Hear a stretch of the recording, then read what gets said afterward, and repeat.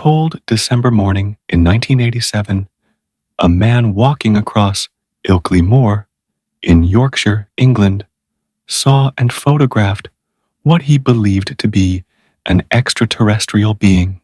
Is there any truth to his story, or was it all just a hoax? This week on Bedtime Stories, we look into the Ilkley Moor alien. Ilkley Moor in West Yorkshire, England, looks very much like one might expect. Wide open expanses of boggy grasslands, a harsh yet oddly beautiful landscape of low hills and shallow valleys littered with outcrops of rock and odd thickets of trees and wild brush. It is an eerie place, steeped in mystery and obscurity. It has been said that Ilkley Moor can scare you to death during daylight, and at night, it's far worse, especially in winter when the northern fogs descend. Situated between the towns of Ilkley in the north and Cayley to the south, the moor is home to many myths and legends. There are countless boulders and large rock formations with strange markings carved into them, some of which are said to date back more than 10,000 years. Over the centuries, locals in the outlying settlements have described all sorts of bizarre phenomena, from weird lights in the sky to reports of strange creatures roaming the moorlands. And one of these encounters, which took place during the 1980s, would go on to make international headlines. The story begins at 7 a.m. on the morning of December the 1st, 1987, when Philip Spencer, an off-duty policeman, set off across the moor on foot towards his father-in-law's house, which was in one of the neighboring villages. Under normal circumstances, he would not have taken this route. The prospect of walking through the moors in the dark was an unappealing one, to say the least, but it was a relative shortcut, much quicker than walking the perimeter roads, and as an amateur photographer, Spencer had hoped to capture some of the odd light anomalies caused by the rising sun hitting the early morning mists, which the moors were famous for. So he had taken his camera with him. Due to their roughly 40 square mile size, coupled with the thick fog and high winds, the moors can be unforgiving at the best of times, and it's all too easy for someone to lose their way whilst hiking across them.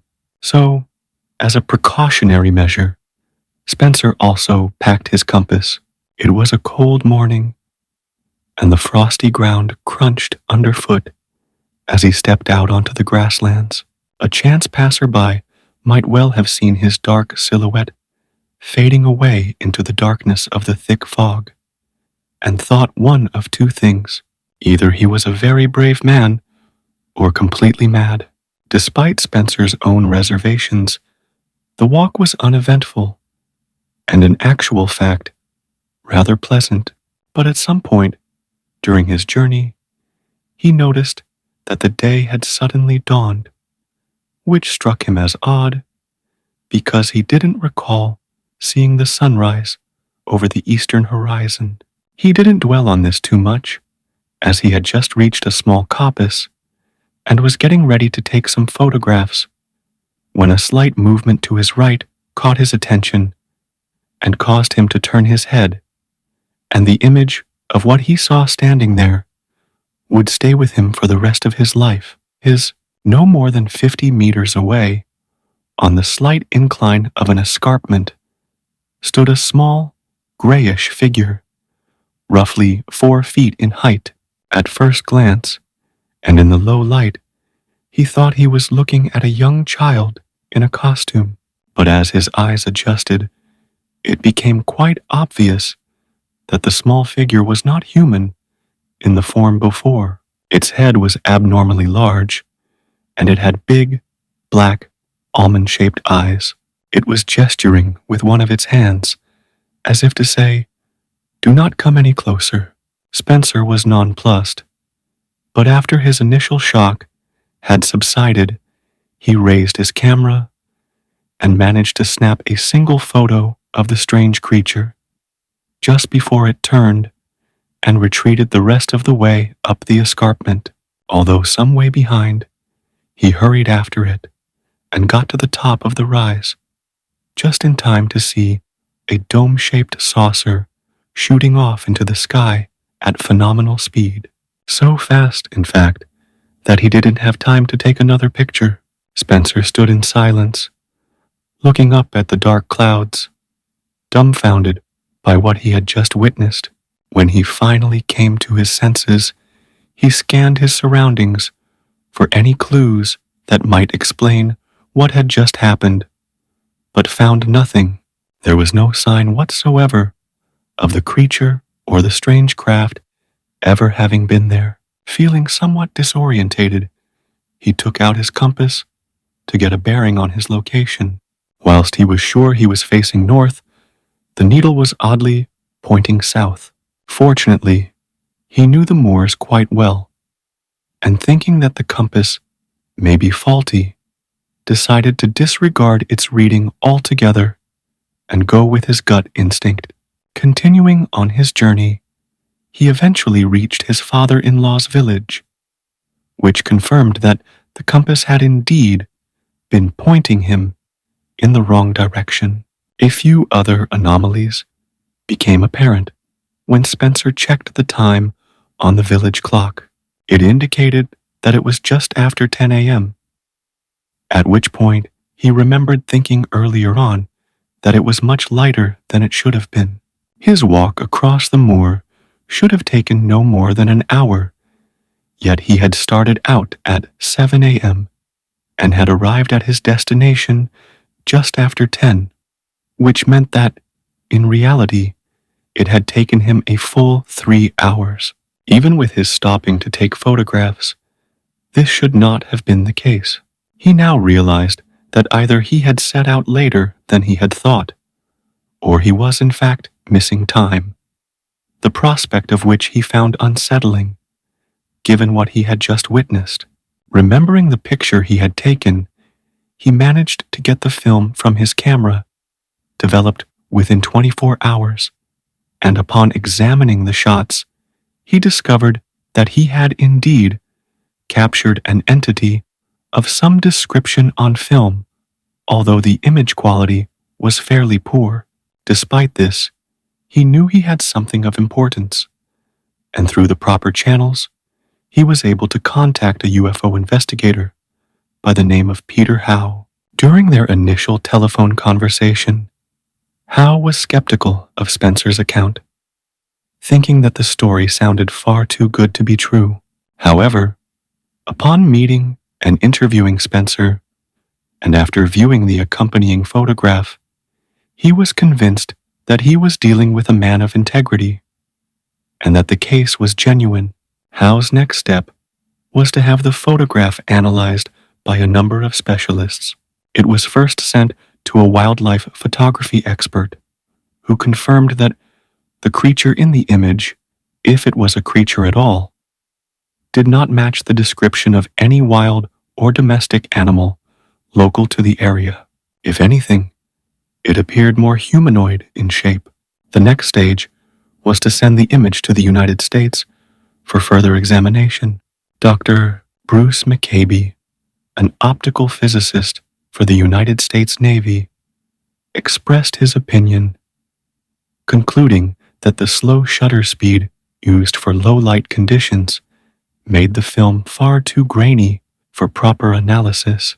He closed his investigation, stating, "I had great hopes that this case would prove definitive. Sadly, circumstances prevent it from being so."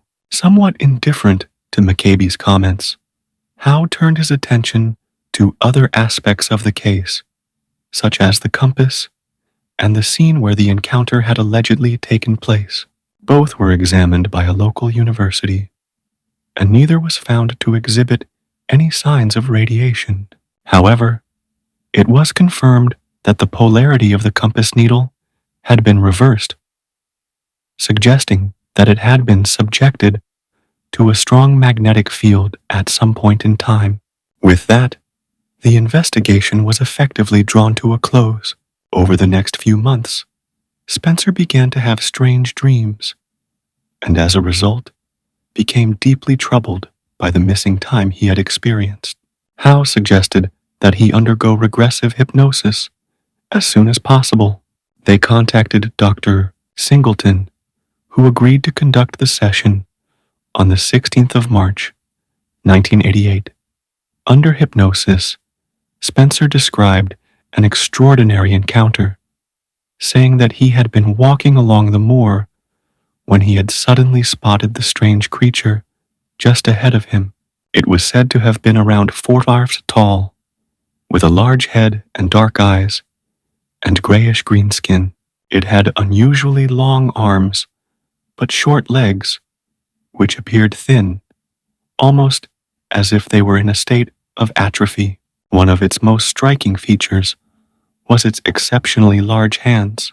Spencer was astonished when the entity began to approach him and found that he was stuck to the spot, unable to move. He then recalled floating in a horizontal position, no more than 2 feet above the ground, as the creature walked ahead of him, pulling him along as a child would a helium balloon. They finally reached a strange craft at the top of an escarpment, at which point he blacked out.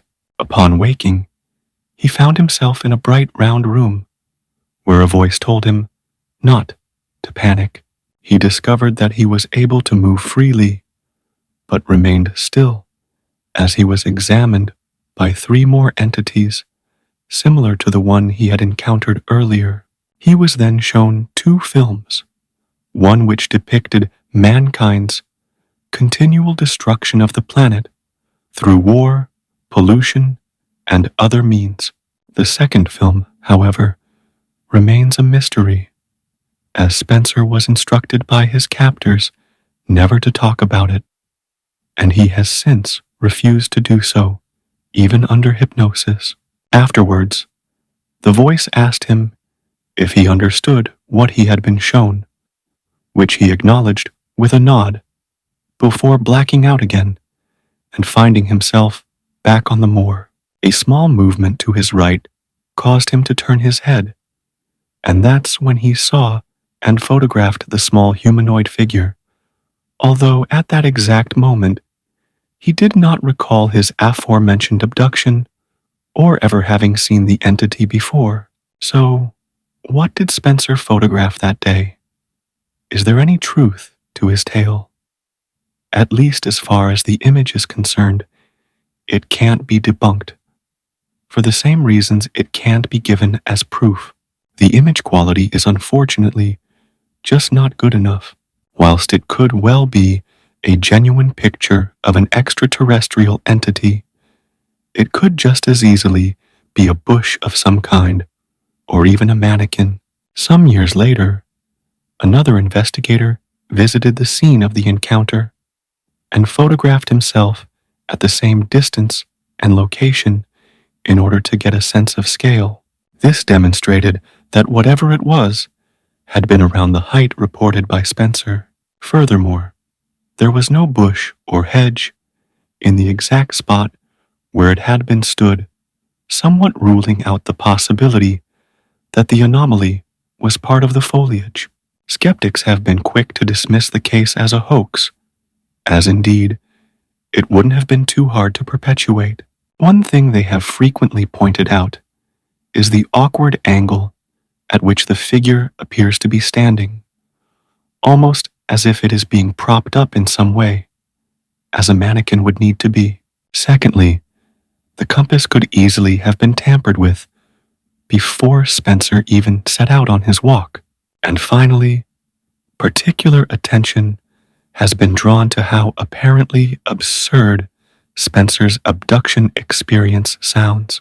For instance, why would beings of a higher intelligence show him, of all people, a simple policeman with no power whatsoever to do anything about mankind's wider problems? A film about our gradual destruction of the planet. However, skeptics are no more qualified to speculate on the thought processes of extraterrestrial beings than anyone else. Who knows the ways in which they may think? And one undeniable fact of the case is that Spencer has remained steadfast regarding the details of his story. He seemed a very genuine individual who sought little to no financial gain from his experience.